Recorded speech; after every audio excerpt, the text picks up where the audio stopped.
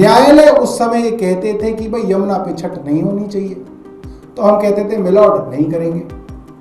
न्यायालय उस समय कहते थे कि भाई दिवाली पे पटाखे नहीं जलने चाहिए, हम कहते थे मिलॉर्ड नहीं जलाएंगे। अब अगर न्यायालय कहेगा कि भाई नहीं, अब यमुना पे चाहे कितनी ही मैली हो छठ मननी चाहिए, हम कहेंगे मिलॉर्ड बन जानी चाहिए। और न्यायालय कहेगा कि भाई अब चाहे कितना ही पोल्यूशन हो, पटाखे तो जलने चाहिए, हम कहेंगे मिलॉर्ड बिल्कुल जलने चाहिए, क्यों नहीं जलने चाहिए।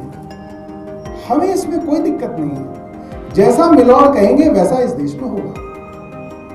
एक मिलॉर्ड ने कहा कि कुत्तों को एक जगह बांध दो, सरकार ने कहा जी मिलॉर्ड कर देंगे। फिर उसी न्यायालय के दूसरे मिलॉर्ड ने कहा कि इन्हीं कानून की किताबों के हिसाब से मुझे लगता है कि नहीं, कुत्तों को छोड़ दो। सरकार ने कहा मिलॉर्ड तो इनके हाथ में है। तो जिन मुख्य न्यायाधीश के ऊपर सनातन विरोधी होने का आरोप लगा है, जस्टिस बी.आर. गवई के ऊपर, आप लोग हैरान होंगे कि जस्टिस बी.आर. गवई ने ही खुद कुछ दिनों पहले कहा है कि पटाखों के ऊपर बैन क्यों है, दिल्ली में ही बैन क्यों है, अगर बैन हो तो सब जगह हो और ना हो तो कहीं ना हो।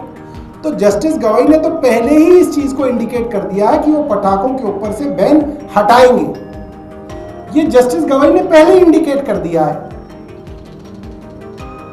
अब भारतीय जनता पार्टी के ट्रोलों की समस्या यह है कि वो उनको सनातन विरोधी बता रहे हैं, मगर अगर पटाखों का बैन से सनातन का विरोध या सनातन के साथ होने की परिभाषा आती है तो वो तो साथ है, वो तो पटाखों के ऊपर बैन हटाने वाले हैं, इंडिकेट कर चुके हैं। भारतीय जनता पार्टी की सरकार तो खाना पूर्ति कर रही है ताकि उसके अंदर किसी तरीके से राजनीतिक रोटियां सेकी जाए।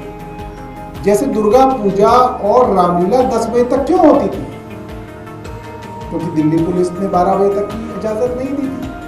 अब इनकी दिल्ली पुलिस ने 12 बजे कर दिया तो कह रहे साहब हमने करवा दिया। अरे तुम्हें रोका था, तुम्हें करा दिया, तुम्हें जीएसटी बढ़ाया था तो उन्हें घटा दिया।